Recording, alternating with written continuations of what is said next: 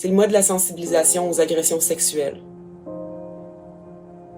Il faut qu'on débanalise puis qu'on valide les conséquences vécues par les personnes qui les subissent. Je m'appelle Nadé Lyonnais. Je vais vous lire le témoignage anonyme d'une survivante. J'avais 25 ans. C'était mon meilleur ami. J'ai réalisé des années plus tard que ce que j'avais vécu, c'était une agression. J'en ai parlé à personne pendant 6 ans. Avec du recul, je comprends que sur le coup, j'étais dans le déni, j'avais honte, je banalisais ce qui m'était arrivé. Je vivais beaucoup de colère parce que j'avais pas de souvenir de l'agression à cause de l'alcool.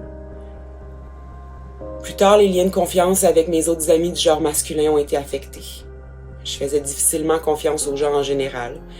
J'ai commencé à faire de l'insomnie, j'avais peur de rencontrer la personne par hasard dans la rue. Quand j'ai compris que j'avais été agressée, j'ai remis en question mes actions, mes intentions. Je me sentais coupable, je vivais beaucoup d'angoisse. La relation avec ma sexualité, avec mon partenaire de l'époque, a aussi été difficile à partir de cette conscientisation. Toute ma colère a fini par remonter.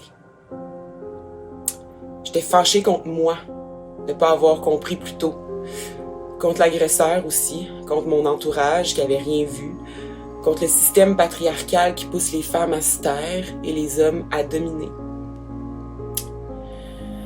À toutes les femmes en colère, il est temps de l'accepter, de la vivre, puis de la faire entendre.